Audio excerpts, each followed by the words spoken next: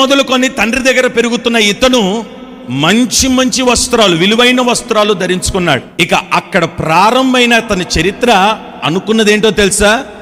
కలబడింది, కల నెరవేరబోతున్నట్టుంది.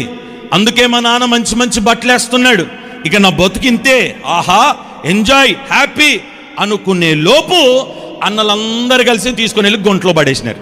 గుంటలో పడిన మరుక్షణాన ఇక చావే శరణం అనుకున్న పరిస్థితిలో నెమ్మదిగా వీళ్ళందరూ కలిసి తీసుకొని వెళ్ళి ఎవరికి అమ్మేస్తున్నారు? ఐగుప్తులకు అమ్మేస్తున్నారు. వాళ్ళు తీసుకొని వెళ్ళి బానిసగా తీసుకొని వెళ్ళి ఏమండి మార్కెట్ యార్డ్లో పెట్టి అమ్మేస్తుంటే చూసిన వాళ్ళందరూ నవ్వుతున్నారు. ఆహా ఇంత అందగాడు యవనస్తుడు, ఏంట్రాయుడు బతుకు ఇంత దారుణంగా మారింది, చీచి ఏమైంది వీడికి అనుకున్న వాళ్ళు కొందరేమో అయిపోయిందిరా వీడు అనుకున్న వారు కొందరు. అన్నలందరూ అనుకున్నారు వీడు చరిత్ర ముగించింది అనుకున్నారు. మిగిలిన వాళ్ళందరూ అనుకున్నారు ఇక వీడు కనబడడు అనుకున్నారు. ఇక అరణ్య యాత్ర ప్రారంభమైంది.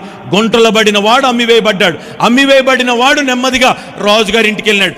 ఏదో కొంచెం సహాయం అందిందిలే అనుకునే లోపు అక్కడ ప్రారంభమైంది శ్రమ. ఆ తర్వాత చెరసాల్లో పెట్టబడ్డాడు. చెరసాల్లో పెట్టబడిన తర్వాత ఏమండి కలగన్నాను కదా, మా నాన్న మంచి మంచి బట్టలు వేస్తున్నాడు కదా, అయిపోయింది నా చరిత్ర సూపర్ అని అనుకున్నాం కదా, ఇదేంట్రా బాబు నా బ్రతుకు, ఇదేంట్రా నా పరిస్థితి, ఏమాత్రం ఆలోచన చేయలేదంట.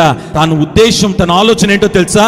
నాకు ఈ జీవితం వచ్చింది, ఈ గుంట పడింది, ఈ చెరసాలకు వచ్చినాను, ఈ శ్రమలు నాకు కలిగినాయి అంటే రాబోతున్న దినాలలో నా కొరకు ఒక మేలు దాగి ఉన్నది, రాబోతున్న దినాలలో నా కొరకు ఒక సింహాసనం ఉన్నది, రాబోతున్న దినాలలో నాకు ఒక ఘనత ఉన్నది ఆలోచన చేస్తూ నెమ్మదిగా ప్రార్థన చేస్తున్నాడు.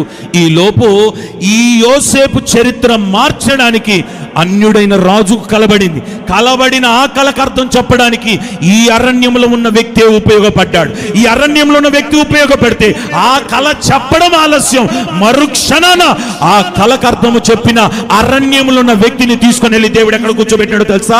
సింహాసనం మీద కూర్చోబెట్టినాడు. ఏమండి కష్టాలు రాగానే భయపడిపోవద్దు.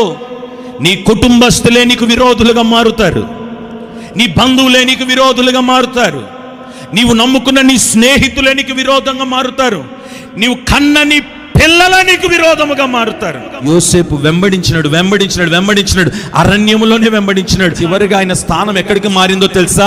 అవమానపరచబడిన అన్నల దగ్గర, ఘనహీనపరచబడిన అన్నల దగ్గర, అమ్మబడిన వారి అన్నల ఎదుటనే నా దేవుడు అరణ్యములో నడిపించిన ఈ చిన్నవాడైన యోసేపును వారందరికీ పైవాడిగా సింహాసనం మీద కూర్చోబెట్టినట్టుగా నేడు నా దేవుడు నిన్ను అరణ్య మార్గగుండముగా నడిపించి సింహాసనం మీద నా దేవుడు నిన్ను కూర్చోబెట్టునుగాక.